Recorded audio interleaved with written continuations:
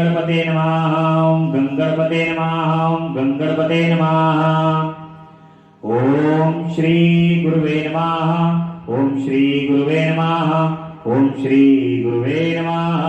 बोल गुरु भगवान की जय। ओम नमः शिवाय। ओम नमः शिवाय। ओम नमः शिवाय। बोलिए भूत भावन भगवान की जय। जगदम्बा रानी की जय। भगवान श्री गुरुदेव की असीम अनुकंपा से, माता पिता के आशीर्वाद और भूत भावन भगवान भोलेनाथ और साक्षात जगदम्बा के आशीर्वाद, सानिध्यता, स्नेह के कारण, आप सभी भक्तों के भाग्य के कारण ही भगवान के साक्षात स्वरूप शिव पुराण की कथा का आज 11वां दिन है। भगवान की कथा के 11वें दिन आज हम बहुत ही स्नेह पूर्वक रुद्र संहिता प्रारंभ करेंगे। अभी तक विंध्येश्वर संहिता में किस प्रकार से भगवान शिव की पूजा का नियम है, किस प्रकार से भगवान अपने पूजन को करा करके भक्तों को शिव पद की प्राप्ति करा देते हैं, और कल के प्रसंग में हमने सुना था कि किस प्रकार से भगवान के रुद्राक्ष को धारण करना चाहिए, बिल्व पत्र को किस प्रकार भगवान पर चढ़ाना चाहिए, ये कल के प्रसंग में हमने सुना।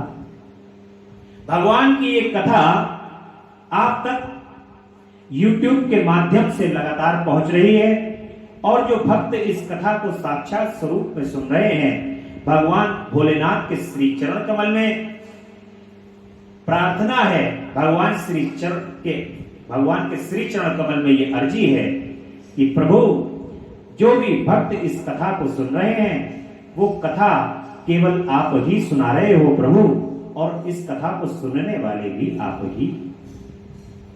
हे भोलेनाथ, हम पर कृपा करो, हम अबोध हैं, हम कुछ जानते नहीं हैं। जब जो कुछ जानता नहीं है, भगवान उस पर बहुत जल्द ही कृपा करते। परम ज्ञानी पर भगवान जब तक ज्ञान परम सीमा पर नहीं पहुंच जाता, तब तक कृपा नहीं करते, परंतु जो अबोध होते हैं, भगवान उन पर सहज ही कृपा कर देते हैं। इसलिए भगवान के आगे हम अबोध हैं, हम अपने प्रभु के श्री चरण कमल में अबोध बालक हैं। हम भोलेनाथ के श्री चरण कमल में ये प्रार्थना है, जगदम्बा के श्री चरण कमल में ये प्रार्थना है कि प्रभु, हम अबोधों पर कृपा करो, हम आपके नाम के उच्चारण को भी ठीक प्रकार से नहीं जानते, इसलिए हे प्रभु, आप कृपा करो, और आपकी कृपा से हमें आपकी सानिध्यता, आपकी कृपा प्राप्त हो। हे नाथ, हम पर कृपा करो, प्रतिदिन प्रतिपल आपकी कथा को ये कर्ण श्रवण करें और ये अमृत की बूंदें हृदय में पहुंचे, ऐसी कृपा करो प्रभु। हे भोलेनाथ, कृपा करो। इस प्रकार से भगवान की विनती करते हुए, भोलेनाथ के श्री चरण कमल में अपनी अर्जी को लगाते हुए इस कथा को निरंतर शिवम मिश्रा हैस भक्ति रस पर लगातार इस कथा को सुनते रहें, और भगवान की कृपा को प्राप्त करने के लिए लगातार श्रवण करते करते करते करते जब अमृत की बूंद आपके हृदय में स्थापित हो जाएंगी, तो आपको जीवन के अंदर इससे बड़ा और कोई आनंद दिखाई देगा। तो इसलिए आज की कथा में भगवान के अगले संहिता में, जो कि द्वितीय संहिता है, जिनको हम रुद्र संहिता कहते हैं। रुद्र संहिता में ऋषियों के प्रश्न के उत्तर में नारद जी ब्रह्मा जी संवाद की अवतारणा करते हुए सूत जी का उन्हें नारद मोह का प्रसंग सुनाना, काम विजय के गर्व से युक्त हुए नारद का शिव, ब्रह्मा तथा विष्णु के पास जाकर अपने तप का प्रभाव बताना, ये हम रुद्र संहिता के प्रथम सृष्टि खंड के अंदर देखेंगे। विश्वोद्देश्य तिल्यादिषु हेतुमेकं गौरीपतिं विदित्तत्वं मन्तकीर्तिं मायाश्रम विगत माया निश्चित रूपं बोधस्वरूपं मलम ह्रीं शिवम नमामि। जो विश्व की उत्पत्ति, स्थिति और लय आदि के एकमात्र कारण है, गौरी गिरिजा कुमारी उमा के पति हैं, तत्वज्ञ हैं, जिनकी कीर्ति का कहीं अंत नहीं है, जो माया के आश्रय होकर भी उससे अत्यंत दूर हैं तथा जिनका स्वरूप अचिंत्य है, उन विमल बोध स्वरूप भगवान शिव को मैं प्रणाम करता हूं। वंदे शिवम ताम प्रकृति नादिम प्रशांतमेकं पुरुषोत्तमं हि सोमायणां कृतमिदं हिं सृष्ट्वा नभो वंदर्वाहिर स्थितो या।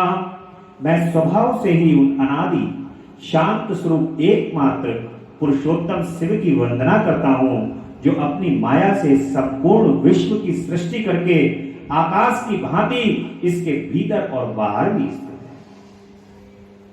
वंदे स्ततम निज गूढ़ रूपम शिवम स्वयस्तमिदं विचष्टे जनन्ति नित्यं परितो भ्रमन्ति यन्नं सिधो चुंबकलोहतम। जैसे लोहा चुंबक से आकृष्ट होकर उसके पास ही लौटता है, उसी प्रकार ये सारे जगत तथा सदा सब ओर जिसके आसपास ही भ्रमण करते हैं, जिन्होंने अपने से ही इस प्रपंच को रचने की विधि बताई थी, जो सबके भीतर अंतर्मयी रूप से विराजमान है तथा जिनका अपना स्वरूप अत्यंत गूढ़ है, उन भगवान शिव की मैं सादर वंदना करता हूं। इस प्रकार से व्यास जी कहते हैं कि जगत के पिता भगवान शिव, जगत माता कल्याणमयी पार्वती तथा उनके पुत्र गणेश जी को नमस्कार करके हम इस पुराण का वर्णन करते हैं। एक समय की बात है, नैमिषारण्य में निवास करने वाले सौनक आदि सभी मुनियों में उत्तम भक्ति भाव के साथ सूत जी से पूछा कि ऋषि बोले कि हे महाभाग सूत जी, विंध्येश्वर संहिता जो साध्य साधन खंड नाम वाली शुभ एवं उत्तम कथा है, उसे हम लोगों ने सुन लिया। उसका आदि भाग बहुत ही रमणीय है तथा वे शिव भक्तों पर भगवान शिव का वात्सल्य स्नेह प्रकट करने वाली हैं। विद्वान, अब आप भगवान शिव के परम उत्तम स्वरूप का वर्णन कीजिए, साथ ही शिव और पार्वती के दिव्य चरित्रों का पूर्ण रूप से श्रवण कराइए। हम पूछते हैं कि निर्गुण महेश्वर लोक में सद्गुण कैसे धारण करते हैं। हम सब लोग विचार करने पर भी शिव के तत्व को नहीं समझ पाते। सृष्टि के पहले भगवान शिव किस प्रकार अपने स्वरूप में स्थित होते हैं, फिर सृष्टि के मध्यकाल में भगवान किस तरह क्रीड़ा करते हुए सम्यक व्यवहार बर्ताव करते हैं, और सृष्टि कल्प का अंतर होने पर वे महेश्वर देव किस रूप में स्थिर रहे। लोक कल्याणकारी शंकर कैसे प्रसन्न होते हैं, और प्रसन्न हुए महेश्वर अपने भक्तों तथा दूसरों को कौन सा उत्तम फल प्रदान करते हैं। ये सब प्रभु हमसे कहिए। हमने जो सुना है कि भगवान शिव शीघ्र प्रसन्न हो जाते हैं, वे महान दयालु हैं, इसलिए अपने भक्तों का कष्ट नहीं देख सकते। ब्रह्मा, विष्णु और महेश ये तीन देवता शिव के ही अंग से उत्पन्न हुए हैं। उनके प्राकट्य की कथा तथा विशेष चरित्रों का वर्णन कीजिए। आप उमा के आविर्भाव और विवाह की भी कथा कहिए, विशेषता उनके गृहस्थ धर्म का और अन्य लीलाओं का भी वर्णन कीजिए। निष्पाप सूत जी, आपको ये सब तथा दूसरी बातें भी अवश्य कहनी चाहिए। सूत जी ने कहा कि मुनीश्वरों, आप लोगों ने बहुत ही उत्तम बात पूछी है। भगवान सदाशिव की कथा में आप लोगों की जो आंतरिक निष्ठा हुई है, इसके लिए आप धन्यवाद के पात्र हैं। भगवान शंकर का गुणानुवाद सात्विक, राजस और तामस तीनों ही प्रकृति के मनुष्यों को सदा आनंद प्रदान करने वाला है। पशुओं की हिंसा करने वाले निष्ठुर कमाई के सिवा दूसरा कौन पुरुष उन गुणानुवाद को सुनने में ऊब सकता है।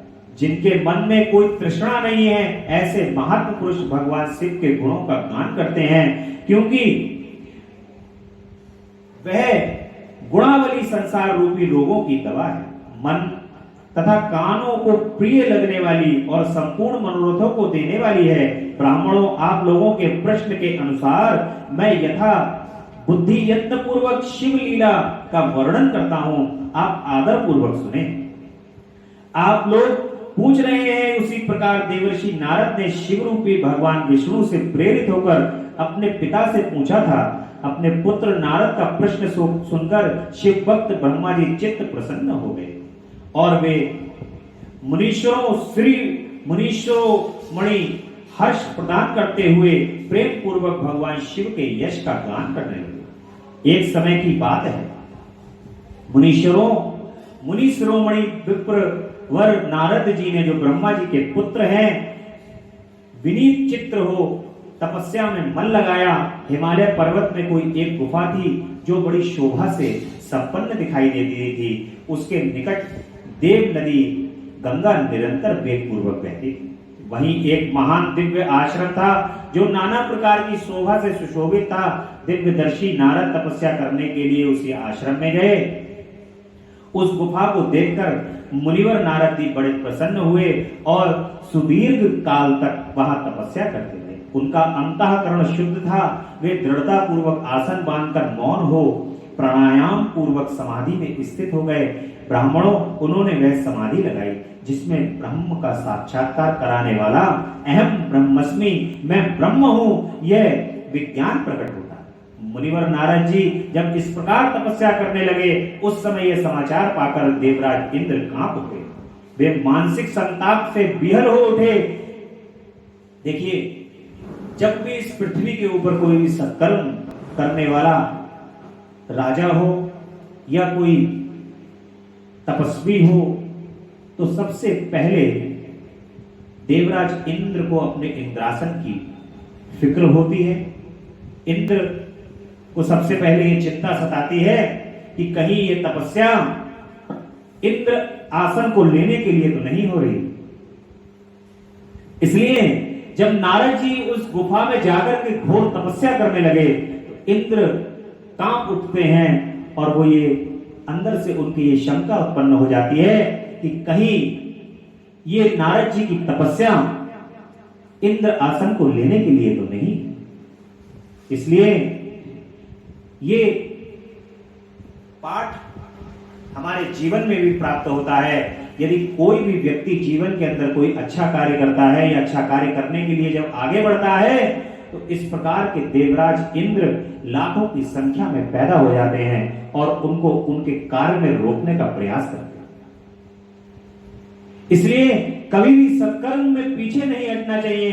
कभी भी सत्कर्म में देवराज इंद्र की परवाह न करते हुए अपनी तपस्या में, अपने कार्य में लीन रहना चाहिए। जो अपने कार्य में लीन रहते हैं, अपने कार्यों को करते चले जाते हैं, विश्वास करके अपने प्रभु पे, अपने भगवान पे विश्वास करके जो अपने कार्यों को करते चले जाते हैं, जैसे बड़े बड़े महान तपस्वी मुनि अपनी तपस्या को पूर्ण कर लेते हैं, उसी प्रकार इस संसार के कार्यों को करने वाले लोग भी अपने कार्यों को करते हैं।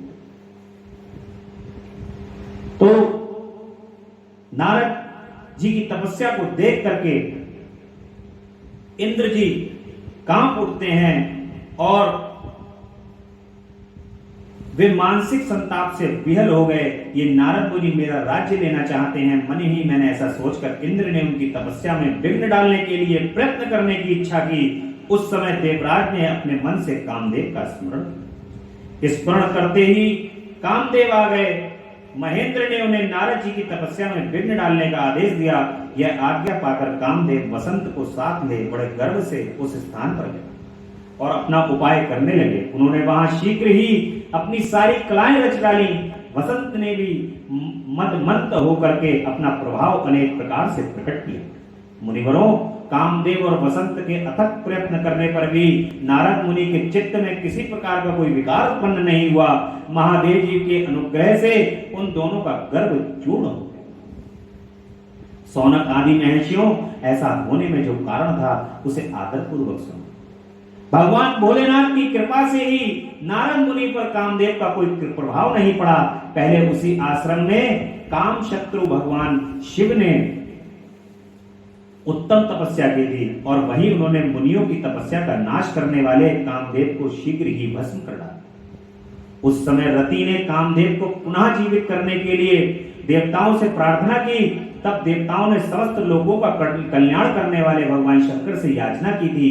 उनकी याचना करने पर वे बोले, देवताओं, कुछ समय व्यतीत होने के बाद कामदेव जीवित हो जाएंगे, परंतु यहाँ उनका कोई उपाय नहीं चल सकेगा। यानी कि नारद जी जिस जगह पर तपस्या कर रहे थे उस जगह पर भगवान शिव ने कामदेव को भस्म किया था और उस कामदेव को भस्म करने के बाद जब पुनर्जीवित किया उस जगह पर उन्होंने ये वरदान दिया था कि ये जगह पर कामदेव का कोई भी प्रभाव नहीं, जिसके कारण ही नारद जी पर कामदेव का कोई प्रभाव नहीं।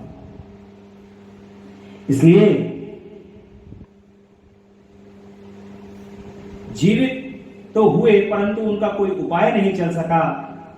अमरगण यहां खड़े होकर लोग चारों ओर जितनी दूर तक की भूमि नेत्र से देख पाते हैं वहां तक कामदेव के बाणों का प्रभाव नहीं चल सकेगा, इसमें कोई संशय नहीं। भगवान शंकर की इस उक्ति के अनुसार उस समय वहां नारद जी के प्रति कामदेव का निजी प्रभाव मिथ्या सिद्ध हुआ।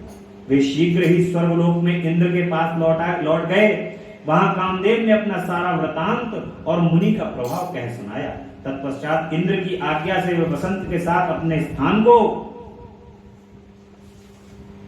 लौट गए। उस समय देवराज इंद्र को बड़ा विस्मय हुआ।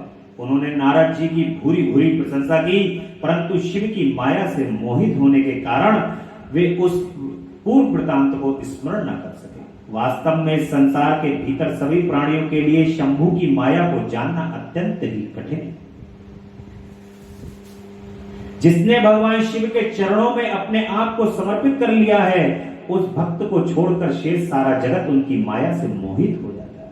नारद जी भगवान शंकर की कृपा से वहां चिरकाल तक सब तपस्या में लगे रहे। जब उन्होंने अपनी तपस्या पूर्ण हुई समझी तब वे मुनि उससे व्रत हो गए।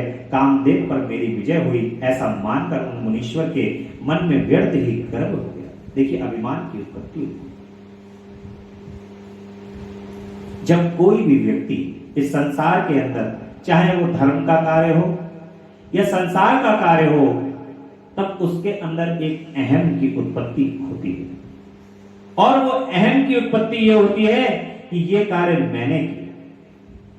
पहले तो वो दूसरों को बुलाते समय ये कहता है कि ऐसा कार्य तो भगवान कर रहे हैं, भगवान ही ये सारी व्यवस्था कर रहे हैं, भगवान ही ऐसा कुछ कर रहे हैं। लेकिन जब प्रशंसा लेने का समय आता है तो व्यक्ति कहता है कि ऐसा मैंने किया था। ये सब कुछ व्यवस्था जो है, ये जो आप देख रहे हो, इसके लिए मुझे महीनों लग गए, इसके लिए बड़ा ही धन खर्च किया गया है। इस व्यवस्था को करने के लिए जो धन का खर्च किया गया है आप समझते नहीं होंगे कि ये धन का कितना बड़ा खर्च किया गया है। ये सारी व्यवस्था जो है वो मैंने की है। कि मैं करता हुआ व्यक्ति जो है वो ये भूल जाता है कि सामने बैठे हुए जो त्रिलोकीनाथ हैं, भगवान भोलेनाथ हैं, जगदम्बा हैं, करने वाली तो वो। जब हम ये विस्मय कर लेते हैं अपने अंदर तभी भगवान हमें फिर स्मरण कराते हैं कि देखो तुम्हारी कोई क्षमता नहीं है, करने वाली तो मैं हूं, तुम तो केवल एक माध्यम। इस प्रकार से ऐसा ही गर्व नारद जी को हो जाता है और नारद जी स्वयं में ये समझने लगते हैं कि जैसे ये तपस्या का जो भी कार्य है मैंने ही किया है, मैंने कामदेव पर विजय प्राप्त की। भगवान शिव की माया में मोहित होने के कारण उन्हें यथार्थ बात का ज्ञान नहीं रहा। वे ये नहीं समझ सके कि कामदेव के पराजित होने में भगवान शंकर का प्रभाव का ही कारण। उस माया से अत्यंत मोहित हो मुनि शिरोमणि नारद अपना काम विजय संबंधी वृतांत बताने के लिए तुरंत ही कैलाश पर्वत पर गए। भगवान शंकर के पास तुरंत नारद जी भागे भागे पहुंचे वहां से। और देखिए जो अभिमानी व्यक्ति होता है वो फिर ये भी भूल जाता है कि कौन बड़ा है। जहां पर जिसको अपनी महिमा का बखान करना है तो वो मखान वाली महिमा में ये भी भूल जाता है कि हमारी कामयाबी में इन्हीं का हाथ है, और वो उस जगह भी जाकर के अपनी महिमा का बखान करने लगता है जो व्यक्ति उस व्यक्ति को कामयाब करता है। इसलिए ऐसा कहा गया है कि सदैव भगवान श्री गुरुदेव के आगे मौन बनकर ही बैठे रहना चाहिए। भगवान गुरुदेव के आगे अपने ज्ञान का बखान ज्यादा नहीं करना चाहिए, ज्ञानी नहीं बनना चाहिए, क्योंकि भगवान श्री गुरुदेव जो हैं वो सब जानते हैं। आपकी आंतरिक स्थिति का उनसे ज्यादा और कोई ज्ञान नहीं कर सकता। इसलिए उनके आगे अपनी महिमा का बखान करना, महिमा मंडन करना, समझ लीजिए कि जैसे आप धीरे धीरे धीरे धीरे धीरे धीरे पाताल की ओर, शिखर से पाताल की ओर प्रवेश कर रहे हैं। इस प्रकार से सभी कुछ व्यर्थ हो जाता है, अभिमान व्यक्ति को खा जाता है और अभिमानी व्यक्ति शीघ्र ही शिखर से तल पर गिर जाता है और सब कुछ खो देता है। इसी प्रकार से नारद जी भगवान शंकर के प्रभाव को भूल जाते हैं और कैलाश पर्वत पर पहुंच करके वहां भगवान रुद्रदेव को नमस्कार करके गर्व से भरे हुए मुनि कहते हैं कि आपको महात्मा मानकर तथा अपने ही प्रभाव से कामदेव पर अपनी विजय हुई समझकर उनसे सारा वरदान, ये भगवान कहते हैं, नारद जी कहते हैं कि भोलेनाथ अब केवल कामदेव पर विजय प्राप्त करने वाले केवल आप ही नहीं हो प्रभु। अब इस धरती पर एक नारद भी उत्पन्न हो गया है, दूसरा व्यक्ति। लोग कह रहे हैं कि केवल भगवान शंकर जो हैं वो काम पर विजय प्राप्त करने वाले हैं, ऐसा कहना अब उचित नहीं होगा प्रभु। अब कामदेव पर विजय नारद ने भी प्राप्त कर ली है, सारा संसार मेरी भूरी भूरी प्रशंसा कर रहा है इस समय पर। भगवान शिव ये सब सुनकर भक्त वत्सल भगवान शंकर नारद जी से अपनी शिव की माया से मोहित होने के कारण काम विजय इस प्रकार बहुत कुछ कहकर संसार की सृष्टि करने वाले भगवान रुद्र ने नारद जी को शिक्षा दी कि अपने वृतांत को गुप्त रखने के लिए उन्हें समझाया। भगवान ने कहा कि नारद कोई बात नहीं है, तुम भी हो दूसरे नंबर पे, लेकिन नारद अब तुम चुप रहना, इस अपनी महिमा का चारों तरफ बखान मत करो। अब नारद जी ये सोचने लगे कि भगवान शंकर, क्योंकि दूसरा तो मैं प्रतियोगी पैदा हो गया हूं, कहीं ऐसा तो नहीं है कि भगवान शंकर जो है वो ये सोच रहे हो कि इनका जो है प्रभाव अब संसार के अंदर कम हो जाएगा, क्योंकि दूसरे नंबर पे तो काम को विजय प्राप्त करने वाला मैं हो गया, अब इनका प्रतियोगी हो गया, इसलिए ये मुझसे मना कर रहे हैं कि चारों तरफ हम मत बताना दो। तो नारद जी को बहुत ही भगवान शंकर ने शांत पूर्वक बैठाल करके सारी बातें एक बच्चे की तरह समझाएं कि नारद इस तरीके से जो है वो तुम मत करो और ऐसे अपना महिमा मंडन चारों तरफ जो है वो घूम घूम करके मत बताओ। परंतु वे तो शिव की माया से मोहित थे, उन्होंने उनकी दी हुई शिक्षा को अपने लिए हितकर नहीं माना। तदंतर मुनि शिरोमणि नारद ब्रह्मलोक में गए, वहां ब्रह्मा जी को नमस्कार करके उन्होंने कहा कि पिताजी, मैंने अपने तपोबल से कामदेव को जीत लिया। उनकी यह बात सुनकर ब्रह्मा जी ने भगवान शिव के चरणार बिंदु का चिंतन किया और सारा कारण जानकर अपने पुत्र को यह कहने से मना कर दिया। ब्रह्मा जी भी समझ गए कि नारद जी कि कृपया करके ये सब बखान मत करो बेटा, ये सब गलत है, भगवान शिव के अलावा अन्यथा कोई दूसरा ऐसा व्यक्ति नहीं है। उन्होंने भगवान शिव के चरणों का ध्यान करके ये बात जान ली कि नारद भ्रमित हो गए हैं, नारद शिव की माया के अंदर। इस प्रकार से सारा कारण समझकर अपने पुत्र को समझाने की कोशिश करते हैं, परंतु नारद जी शिव की माया से मोहित थे। अतः उनके चित्त में मद का अंकुर जम गया था, उनकी बुद्धि मारी गई थी। इसलिए भगवान राम में और रावण में, रावण परम शक्तिशाली था, परम भक्त था, परम ज्ञानी था। भगवान राम में और रावण में किसी भी प्रकार की कोई कमी नहीं, परंतु रावण बस एक ही चीज में भगवान राम से कम था। रावण अहंकारी था, उसके अंदर अहंकार कूट कूट के भरा हुआ था, और भगवान राम विनम्र थे। भगवान राम में विनम्रता थी, भगवान राम की विनम्रता ने रावण के अहंकार को हरा दिया। इसलिए जीवन के अंदर एक सूत्र, एक गांठ बांध के रखनी चाहिए कि संसार में चाहे कितना भी बड़ा हम कार्य कर दें, परंतु उस कार्य का हमें कभी अहंकार नहीं। जीवन में अहंकार पतन का कारण है, जैसा कि अहंकार के मद के अंदर आकर के नारद जी कुछ भी नहीं देख रहे हैं, उनको कुछ दिखाई नहीं दे रहा। इसलिए नारद मुनि को आके देख, अब जब ब्रह्मा जी से बात नहीं बनी, तब ब्रह्मा जी के पास से बोले अब तो नारायण नारायण श्रीमन नारायण नारायण नारायण श्रीमन नारायण नारायण नारायण नारायण नारायण नारायण नारायण नारायण नारायण। भगवान विष्णु के लोक में वैकुंठ में पहुंच जाते हैं नारद जी, और जब वैकुंठ लोक में पहुंच जाते हैं, अपने इष्ट के पास पहुंच जाते हैं, तो स्वयं का बखान करने वाला चाहे कहीं भी बैठा हो, वो अपना बखान करना भूल नहीं सकता। और वे तुरंत कहते हैं, नारद मुनि को आते देख भगवान विष्णु बड़े आदर से उठते अपने आसन से। अब देखिए, जो अभिमानी व्यक्ति होता है उसको थोड़ा सा भी अगर आदर दे दो तो और अभिमान में भर जाएगा। शीघ्र ही आगे बढ़कर मुनि को हृदय से लगा लिया, उनको गले से लगा लिया, और मुनि के आगमन का क्या हेतु है इसका उन्हें पहले से ही पता। भगवान विष्णु को यह पता था कि नारद जी का क्या आने का हेतु है। नारद जी अपने आसन पर बिठाकर, नारद जी को भगवान विष्णु ने अपने आसन पर बैठा दिया और शिव के चरणारविंदों का चिंतन करके श्री हरि ने उनसे पूछा कि तात कहां से आए हो, यहां किस लिए तुम्हारा आगमन हुआ है।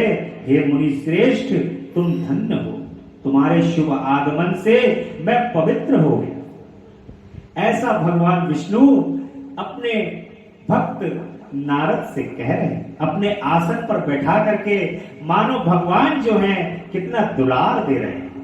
और उस दुलार में नारद के अभिमान का जो अंदर, देखिए, यदि इस संसार के अंदर ये नियम है, अगर जमीन पर खेलता खेलता कोई भी बालक जब गंदा हो जाता है, तब उस बालक को उसकी मां उठा करके साफ स्वच्छ करके सही कपड़े पहना करके दोबारा से ले लेती है, और फिर जब दोबारा वो साफ स्वच्छ हो जाता है, उस बालक को फिर पूरा संसार लेने की कोशिश करता है।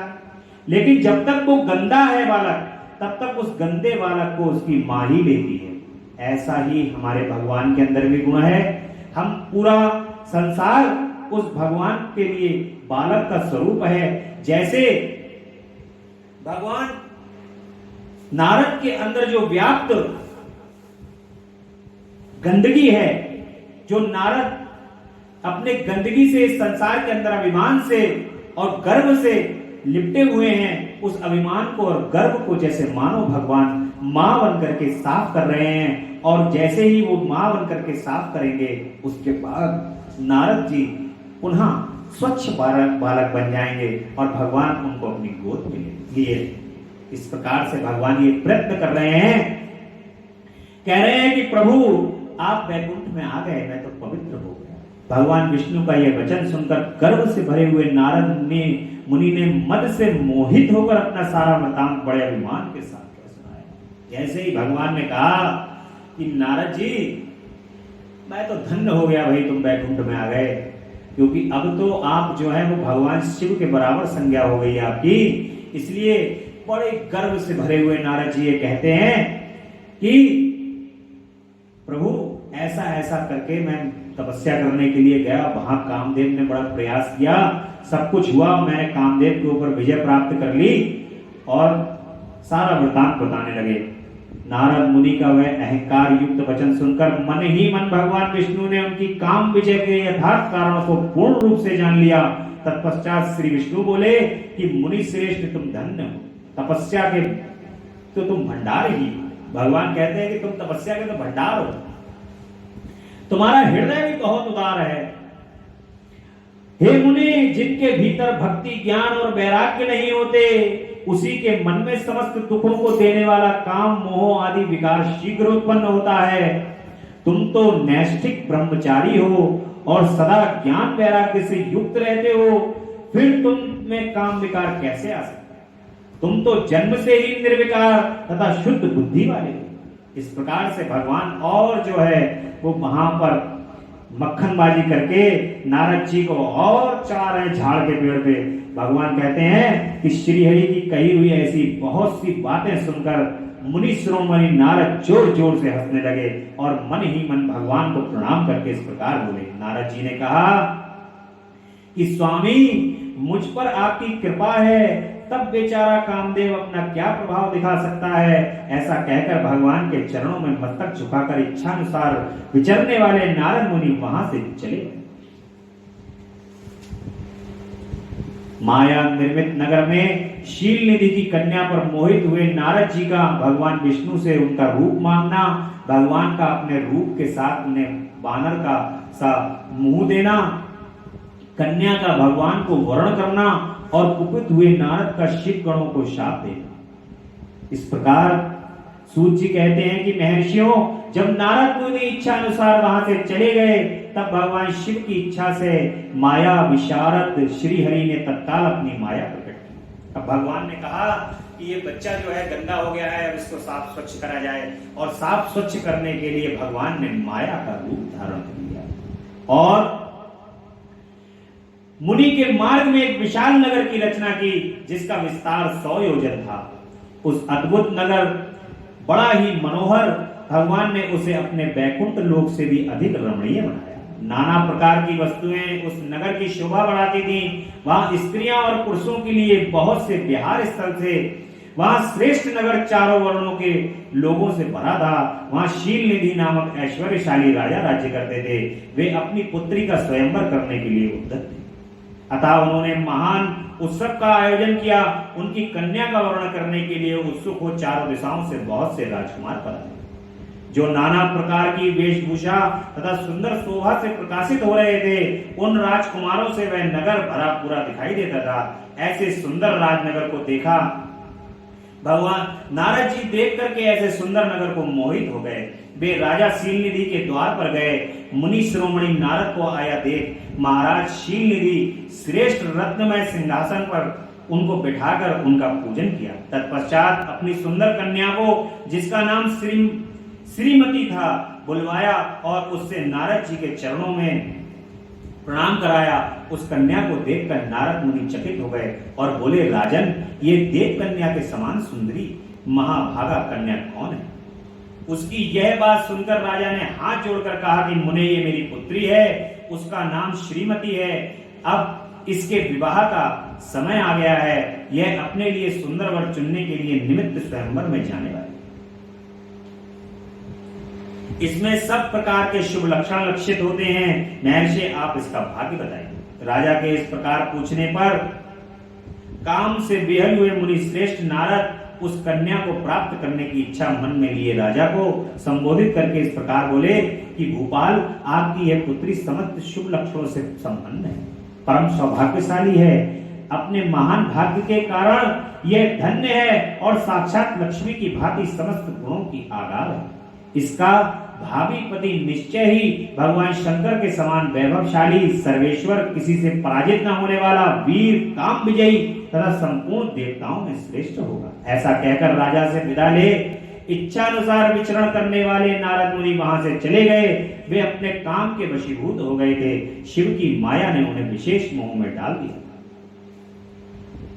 वे मुनि मन ही मन ये सोचने लगे कि मैं इस राजकुमारी को कैसे प्राप्त करूं। स्वयंवर में आए हुए नरेशों से मैं सबको छोड़कर ये एकमात्र मेरा ही वर्णन करे, यह कैसे संभव हो सकता है? समस्त नारियों को सौंदर्य सर्वदा प्रिय होता है। सौंदर्य को देखकर ही वे प्रसन्नता पूर्वक मेरे अधीन हो सकती हैं, इसमें कोई संशय नहीं। ऐसा विचार कर काम से विहल हुए मुनि नारद भगवान विष्णु का रूप ग्रहण करने के लिए तत्काल उनके लोक में जा पहुंचे। भगवान विष्णु बहुत ही सुंदर हैं और समस्त संसार के पालन करता है। इसलिए भगवान विष्णु के स्वरूप को लेने के लिए नारद जी ने यह सोचा कि क्यों ना भगवान विष्णु का स्वरूप यदि मुझे मिल जाए तो ये जो राजा की कन्या है, ये राजा की कन्या जो है वो मुझे वर्ण करे। ऐसा विचार कर भगवान आपके भक्त हो राजा शीलनिधि, वे सदा धर्म पालन में तत्पर रहते हैं। उनकी एक विशाल लोचना कन्या है जो बहुत ही सुंदरी है, उसका नाम श्रीमती है। वह शिव मोहिनी के रूप में विख्यात है और तीनों लोगों में सबसे अधिक सुंदरी है। प्रभु, आज मैं शीघ्र ही उस कन्या से विवाह करना चाहता हूँ। राजा शीलनिधि ने अपनी पुत्री की इच्छा में स्वयंवर रचा, इसलिए चारों दिशाओं से वहां सहस्त्रों राजकुमार पधारे हैं। नाथ, मैं आपका प्रिय सेवक हूँ, अतः मुझे अपना स्वरूप दे दीजिए, जिससे राजकुमारी श्रीमती निश्चय ही मुझे वर ले। सूत जी कहते हैं कि महर्षियों नारद मुनि की ऐसी बात सुनकर भगवान मधुसूदन हंस पड़े और भगवान शंकर के प्रभाव का अनुभव करके उन दयालु प्रभु ने उन पर उत्तर दिया। भगवान विष्णु बोले कि मुने, तुम अपने अभीष्ट स्थान को जाओ, मैं उसी तरह तुम्हारा हित साधन करूंगा जैसे श्रेष्ठ वैद्य अत्यंत पीड़ित रोगी का कर, क्योंकि तुम मुझे विशेष प्रिय। जिनके लिए भगवान विशेष प्रिय होते हैं, भगवान उनका विशेष तौर पर ध्यान रखते हैं। कभी कभी हमें ऐसा लगता है कि हमारे साथ ऐसा क्यों हो रहा है, हमारे साथ ही ऐसा क्यों हो रहा है, परंतु जो भगवान के भक्त होते हैं, भगवान के रास्ते पर चलने वाले होते हैं, वे जानते हैं कि ये सब भगवान की लीला है। भगवान अपने भक्तों को इस संसार के अंदर समस्त प्रकार के सुखों को देने के लिए, उनके कष्टों को दूर करने के लिए लीलाओं की रचना करते रहते हैं। और उन लीलाओं की रचना को करते करते बीच में तो हमें ऐसा लगता है कि जैसे मानो इनसे हमें दुख प्राप्त हो रहा है, परंतु ऐसा नहीं होता। भगवान आपको साफ स्वच्छ कर रहे हैं, आपके अंदर स्वच्छता ला रहे हैं। कोई ना कोई भगवान ऐसी लीला जरूर करते रहते हैं बीच में, ताकि आपका मन स्वच्छ होता है। इसलिए वो कहते हैं कि नारद तो मेरे इतने प्रिय हैं। एक बार का प्रसंग है, जब सभी देवताओं ने पूछा, भगवान से पूछते हैं बैकुंठ में जाकर के कि प्रभु, हनुमान जी और नारद जी, ये दोनों ही आपका निरंतर नाम लेते हैं। हनुमान जी कहते हैं जय सिया राम, जय सिया राम, जय सिया राम, जय सिया राम, श्री राम श्री राम श्री राम।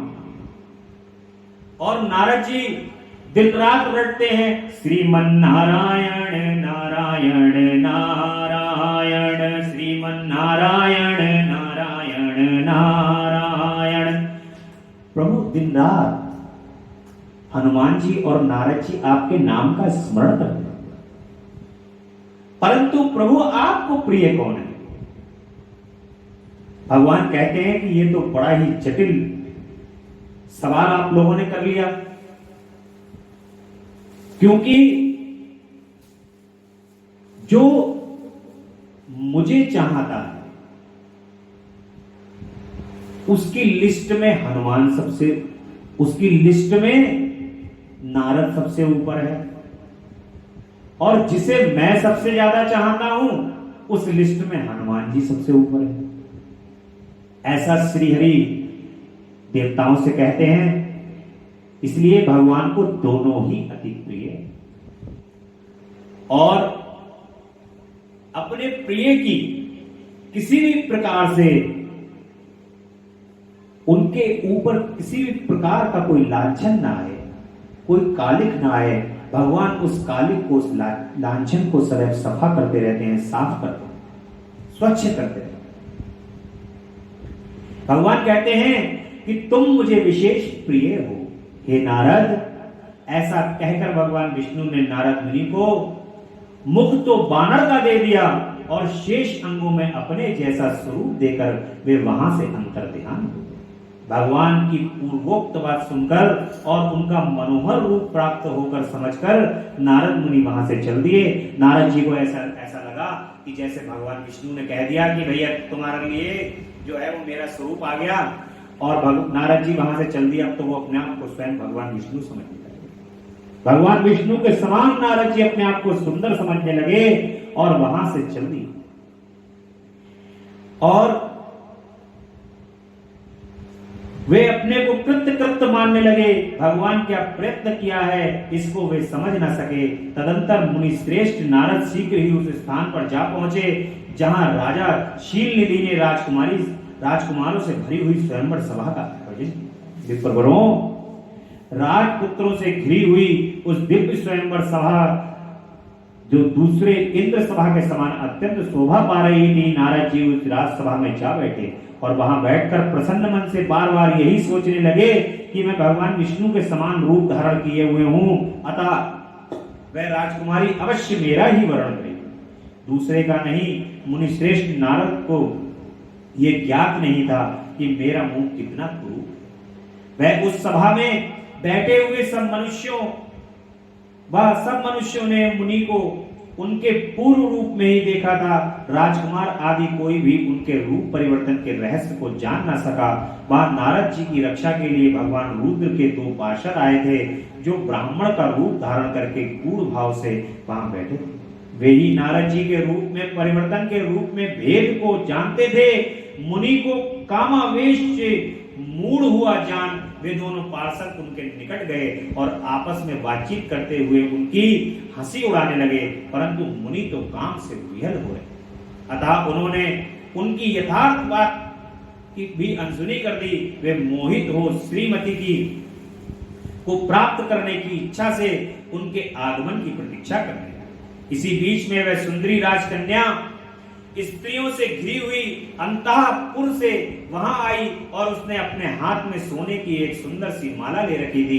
वह शुभ लक्षणा राजकुमारी स्वयंवर के मध्य भाग में लक्ष्मी के समान खड़ी होकर के अपूर्व शोभा पा रही थी। उत्तम व्रत का पालन करने वाली वह खूब कन्या माला हाथ में लेकर अपने मन के अनुरूप वर्ण का अन्वेषण करती हुई सारी सभा में भ्रमण करने लगी। नारद मुनि का भगवान विष्णु के समान शरीर और वानर जैसा मुंह देखकर वह कुपित हो गई और उनकी ओर से दृष्टि हटाकर प्रसन्न मन से दूसरी ओर चलती। स्वयंवर सभा में अपने मनोवांछित वर को न देखकर वह भयभीत हो गई। राजकुमारी उस सभा के भीतर चुपचाप खड़ी रही। उसने किसी के गले में जयमाला नहीं डाली। इतने में ही राजा के समान वेशभूषा धारण किए भगवान विष्णु वहां आ पहुंचे। किसी दूसरे लोगों ने उनको वहां नहीं देखा, केवल उस कन्या की ही दृष्टि उन पर पड़ी। भगवान को देखते ही उस परम सुंदरी राजकुमारी का मुख प्रसन्नता से खिल उठा। उसने तत्काल ही अपने मुख कंठ में वह माला पहना दी। राजा का रूप धारण करने वाले भगवान विष्णु उस राजकुमारी को साथ लेकर तुरंत अदृश्य हो गए और अपने धाम में जा पहुंचे। उधर सब राजकुमार श्रीमती की ओर से निराश हो गए। नारद मुनि तो काम वेदना से आतुर हो रहे थे, इसलिए वे अत्यंत विहल हो उठे। तब वे दोनों विप्र रूपधारी ज्ञान विशारद रुद्रगण काम विहल नारद जी उसी क्षण बोले कि रुद्रगणों ने कहा है कि हे नारद, हे मुने, तुम व्यर्थ ही काम से मोहित हो रहे हो और सौंदर्य के बल से राजकुमारी को पाना चाहते हो। अपना वानर के समान घृणित मुंह तो देख लो। सूत जी कहते हैं कि महर्षियों, उन रुद्रगणों का यह वचन सुनकर नारद को बड़ा विस्मय हुआ। वे शिव की माया से मोहित थे। उन्होंने दर्पण में अपना मुंह देखा। वानर के समान अपना मुंह देख वे तुरंत ही क्रोध से जल उठे। माया से मोहित होने के कारण उन दोनों शिवकरणों को वहां से शाप देते हुए बोले कि अरे, तुम दोनों ने मुझ ब्राह्मण का उपहास किया है, अतः तुम इस ब्राह्मण के वीर से उत्पन्न राक्षस हो जाओ। ब्राह्मण की संतान न होने पर भी तुम्हारे आकार राक्षस के समान ही होंगे। इस प्रकार अपने लिए शाप सुनकर वे दोनों ज्ञानी शिरोमणि शिवगण मुनि को मोहित जानकर कुछ नहीं बोले। ब्राह्मणों, वे सदा इस घटनाओं में भगवान शिव की इच्छा मानते थे, अतः उदासीन भाव से अपने स्थान को चले गए और भगवान शिव की स्तुति करने लगे। अब नारद जी जो हैं वो भगवान शिव को क्रोध पूर्वक फटकारने और शाप देने लगते हैं।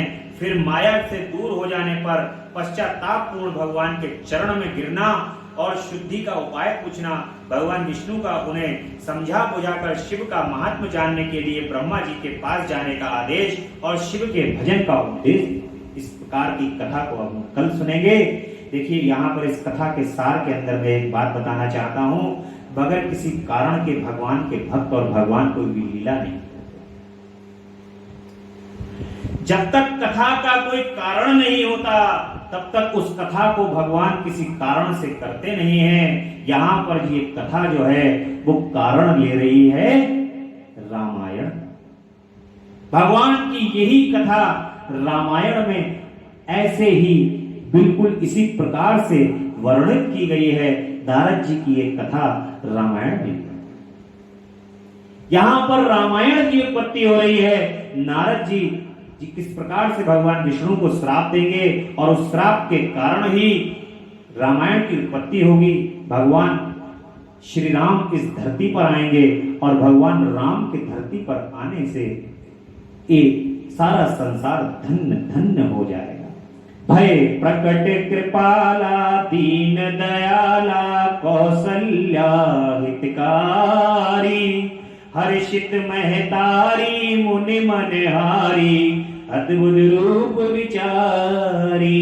इस प्रकार से सारे संसार के अंदर मंगल ही मंगल होने लगेगा।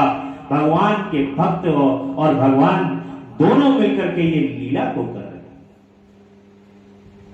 सूत जी कहते हैं कि महर्षियों, माया से मोहित मां नारद मुनि उन दोनों शिव गणों को यथोचित साप देकर भी भगवान शिव के इच्छा बस मोहिनी निद्रा से जाग ना सके। वे भगवान विष्णु के किए हुए कपट को याद करके मन में दुस्सह क्रोध लिए विष्णु लोक को गए और समिधा पाकर प्रज्वलित हुए अग्निदेव की भांति क्रोध से जलते हुए बोले कि उनका ज्ञान नष्ट हो गया था, इसलिए वे दुर्वचन पूर्ण व्यंग सुनाने लगे। नारद जी ने कहा कि अरे तुम बड़े दुष्ट हो, कपटी हो और समस्त विश्व को मोह में डाले हुए रहते हो। दूसरों का उत्साह या उत्कर्ष तुमसे सहा नहीं जाता। कामी व्यक्ति जो होता है प्रभु, वो कभी भी किसी दूसरे व्यक्ति का सम्मान नहीं कर सकता। केवल उसके अंदर काम की भावना जागृत रहती है। वो काम की भावना के अंदर जागृत होने के कारण संसार उसे दिखाई नहीं देता और संसार के अंदर चाहे कितने भी गुणवान लोग हो, उन गुणवानों का भी अपमान करने में वो कदाचित भी देरी नहीं करता। इसी प्रकार से नारद जी जैसे महाज्ञानी महाभक्त भी किस प्रकार से भगवान को कह रहे हैं, ये आप इसके माध्यम से जान सकते हैं। तुम मायावी हो, तुम्हारा अंतःकरण मलिन है। पूर्व काल में तुम्ही ने मोहिनी रूप धारण करके कपट किया था, असुरों को वारुणी मदिरा पिलाई, उन्हें अमृत नहीं पीने दिया। छल कपट से ही अनुराग रखने वाले हरे, यदि महेश्वर रुद्र दया करके विष ना पी लेते तो तुम्हारी सारी माया उसी दिन समाप्त हो। विष्णुदेव, कपट पूर्ण चाल तुम्हें अधिक प्रिय है, तुम्हारा स्वभाव अच्छा नहीं है, तो भी भगवान शंकर तुम्हें स्वतंत्र बना दिया है। तुम्हारी इस चाल ढाल को समझकर अब वे भगवान शिव भी पश्चाताप करते होंगे। अपनी वाणी रूप वेद की प्रामाणिकता स्थापित करने वाले महादेव जी ने ब्राह्मण को सर्वोपरि बताया है। अरे, इस बात को सुनकर आज मैं बलपूर्वक तुम्हें ऐसी सीख दूंगा कि जिससे तुम फिर कभी कहीं भी ऐसा कर्म नहीं कर सकते। अब तक तुम्हें किसी शक्तिशाली या तेजस्वी पुरुष से पाला नहीं पड़ा था, इसलिए आज तक तुम निडर बने हुए हो। परंतु हे विष्णु, अब तुम्हें अपनी करनी का भी पूरा पूरा फल मिलेगा। इस प्रकार से नारद जी जो है अपने अहंकार के वशीभूत, काम के वशीभूत होकर के भगवान विष्णु को बुरा भला कहने लगे। भगवान विष्णु ऐसा कहकर माया मोहित नारद मुनि से अपने ब्रह्म तेज का प्रदर्शन करते हुए क्रोध से खिन्न हो उठे और शाप देते हुए नारद जी कहते हैं कि विष्णु, तुमने स्त्री के लिए मुझे व्याकुल किया है। तुम इसी तरह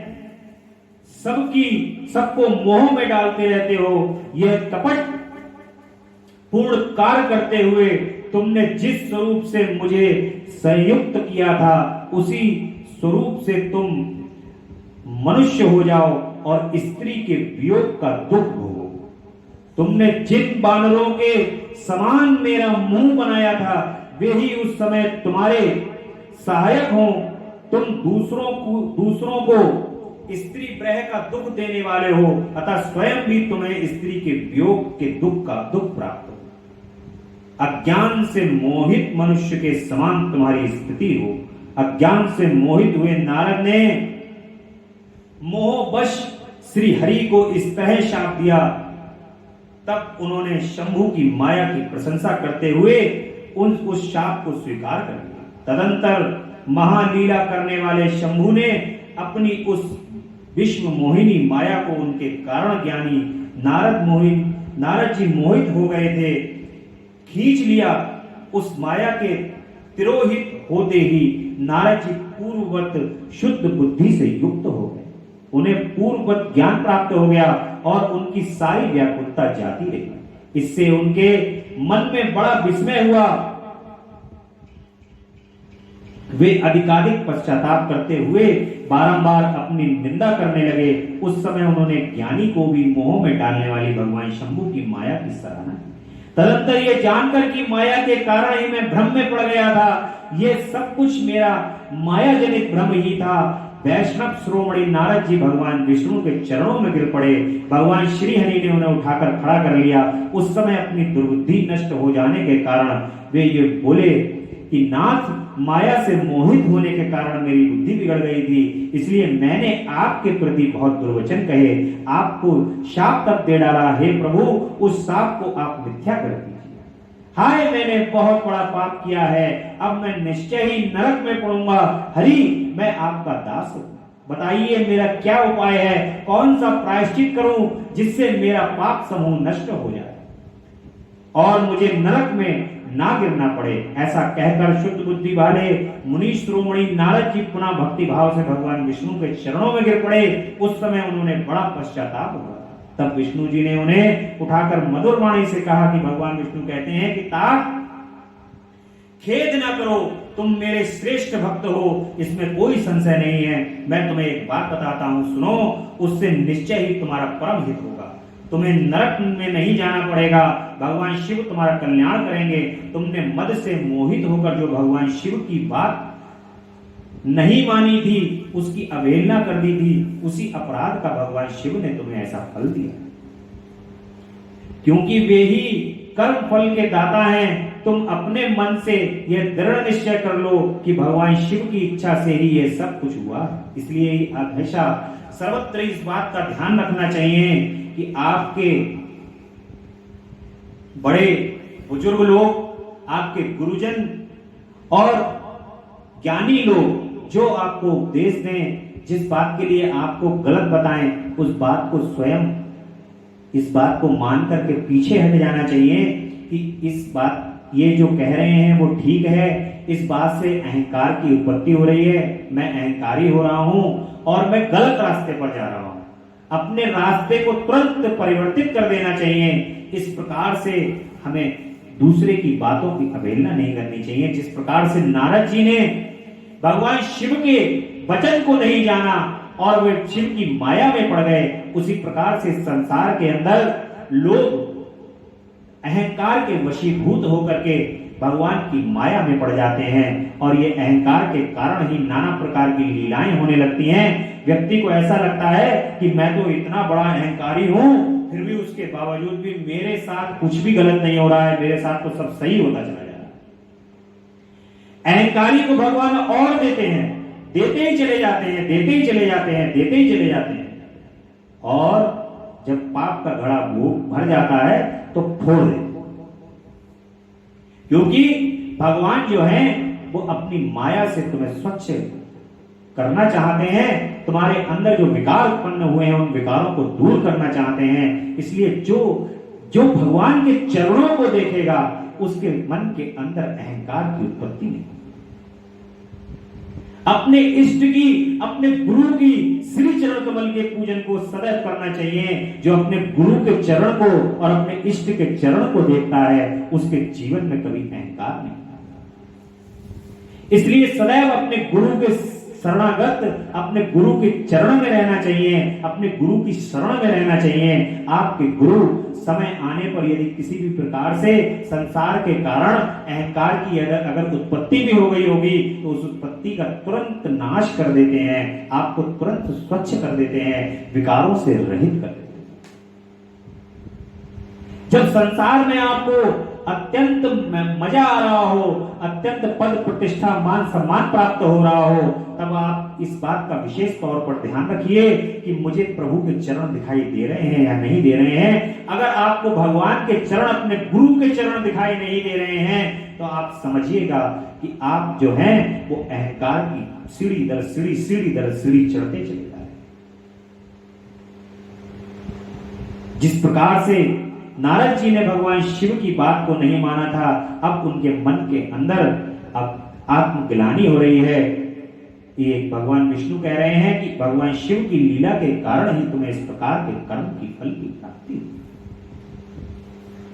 उन्हीं का सच्चिदानंद रूप से बोध होता है, वे निर्गुण और निर्विकार हैं, सत्व और रज तम तीनों गुणों से परे हैं। वे ही अपने माया को लेकर ब्रह्मा, विष्णु और महेश हैं। इन तीन रूपों में प्रकट होते हैं।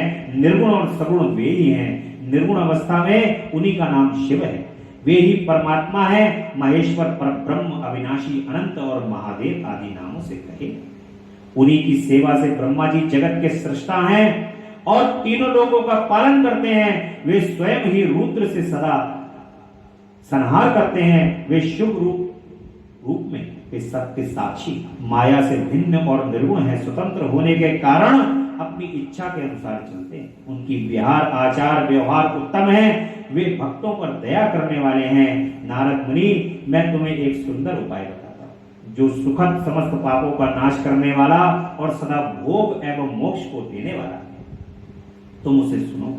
अपने सारे संशय को त्याग कर तुम भगवान शंकर के सुयश का गान करो और सदा अनन्य भाव से शिव के शत नामों स्तोत्र का पाठ करो। मुनि, तुम निरंतर उन्हीं की उपासना और उन्हीं का भजन करो।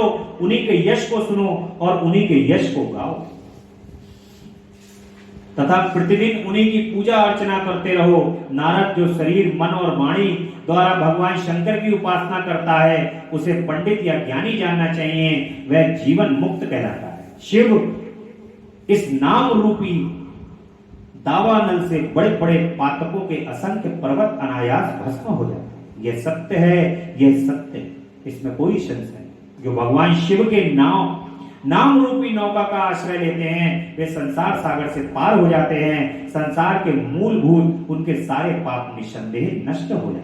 हे महामुनि, संसार के मूलभूत को पातक रूपी वृक्ष है। आप उनका शिव नाम रूपी कुठा से निश्चय ही नाश हो जाता। जो लोग पाप रूपी दावानल से पीड़ित हैं, उन्हें शिव नाम रूपी अमृत का पान करना चाहिए। पाप दावाग्नि से दग्ध होने वाले प्राणियों को उसके बिना शांति नहीं मिल सकती। संपूर्ण वेदों का अवलोकन करके पूर्ववर्ती विद्वान ने यही निश्चय किया है कि भगवान शिव की पूजा ही उत्कृष्ट साधन तथा जन्म मरण रूपी संसार बंधन से नाश का उपाय है। आज से यत्न पूर्वक सावधान रहकर विधि विधान के साथ भक्ति भाव से नित्य निरंतर जगदम्बा पार्वती सहित महेश्वर सदाशिव का भजन करो। नित्य शिव की कथा सुनो और कहो तथा अत्यंत यत्न करके बारंबार शिव भक्तों का पूजन किया। देखिए, यहां पर भी भगवान शिव की कथा को सुनने का विधान बताया। जो भक्त भगवान की कथा को शुद्ध हृदय से सुनते हैं, भगवान की कथा को निरंतर अपने हृदय में ऐसे सुनते हैं कि जैसे आज भगवान की कथा को मैंने नहीं सुना है तो आज मेरा पेट खाली। जैसे जिस प्रकार से आप भोजन 3 टाइम करते हो, 2 टाइम करते हो, उसी प्रकार से आपको कथा का भी इंतजार होना चाहिए कि आज मैंने भगवत नाम नहीं सुना, भगवान के नाम का स्मरण नहीं किया, भगवान का नाम नहीं लिया। ऐसा मुझे लग रहा है कि जैसे मेरा कोई आज बड़ा खराब दिन है। इसलिए कल की कथा में नारद जी का शिव तीर्थों में भ्रमण, शिव गणों को शापोद्वार की बात बताना तथा ब्रह्मलोक में जाकर ब्रह्मा जी से शिव तत्व के विषय में प्रश्न को करना, यह कल की कथा में सुनेंगे। बहुत ही सुंदर प्रसंग चल रहा है। भगवान की इस कथा को आप लोग बहुत आनंद पूर्वक सुन रहे हैं। भगवान आपको परम आनंद दे। भगवान आपके अंदर सभी प्रकार के विकारों को दूर करके आप भगवान शिव से सानिध्य भगवान शिव के सानिध्य में पहुंचे, उनकी सानिध्यता प्राप्त हो, उनके श्री चरण कमल का अनुराग, उनसे श्री चरण कमल से प्रेम प्राप्त हो, ऐसी कामना के साथ आज की कथा यही विश्राम लेंगी। बोलिए ओम नमः शिवाय, ओम नमः शिवाय, ओम नमः शिवाय। कर भगवान की जय। बहुत प्रेम से भगवान शिव की स्तुति को करेंगे। जय अविनाशी जय कैलाशी शंकर शंभु हरे हरे, करे स्तुति हम भूतेश्वर जगवंदन से डरे डरे। ना जाने हम रूप तुम्हारा ना स्वरूप ही पहचाने, जान सके ना ब्रह्मा विष्णु हम माया कैसे जाने। लेकिन इतना सुनते आए तुम हो सर्प जटाधारी, 3 लोक 14 भुवनों के पिता आप हैं भंडारी। विचरण करते आप सदा ही बैल पीठ पर चढ़े चढ़े। जय अविनाशी शंकर शंभु हरे हरे, तुमको वरदानी दाता सारा ही संसार कहे। शेष बांसुरी नैनी बांधे ऊपर गंगे धार बहे। अर्ध चंद्रमा से माथे पर झरझरे अमृत झरता है। आदि अनादि अनंत से नहीं जन्मता मरता है। 11 रुद्र 18 सूरज परिक्रमा दे खड़े खड़े। जय अविनाशी जय काशी शंकर शंभु हरे हरे। 14 विश्व देव पवन अंचास तुम्हारे दास रहे। 7 समुद्र गरुण गायत्री का तुम में आवास रहे। फिर भी भस्म रमाए तन में रुंड मुंड मालाधारी। 3 लोक 14 भुवनों के पिता आप हैं भंडारी। विचरण करते आप सदा ही बैल पीठ पर चढ़े चढ़े। जय अविनाशी जय कैलाशी हरे हरे। जय अविनाशी जय कैलाशी शंकर शंभु हरे हरे। प्रखर जाप कर नमः शिवाय पारे उतर गए बड़े बड़े। प्रखर जाप कर नमः शिवाय पारे उतर गए बड़े बड़े। जय अविनाशी शंकर शंभु हरे हरे। पार्वती माँ उमा भवानी गिरिजा गौरी संग रहे। कानन कुंडल शूल कमंडल रमे विभूति अंग रहे। रिद्धि सिद्धि धन देने वाले, रिद्धि सिद्धि धन देने वाले। सारे संकट दूर करो निसंतानों को संताने। निर्धन के भंडारे भरो मांग रहे वरदान आपकी चरण शरण में पड़े पड़े। जय अविनाशी कैलाशी शंकर शंभु हरे हरे। जय अविनाशी जय कैलाशी करे स्तुति हम भूतेश्वर जगवंदन से डरे डरे। करे स्तुति हम भूतेश्वर जगवंदन से डरे डरे। बोले शंकर भगवान की जय, महामृत्युंजय भगवान की जय। बोले हर हर हर हर हर महादेव, हर हर हर हर महादेव। शिव शंभु कैलाशपति बोल जगदम्बा रानी की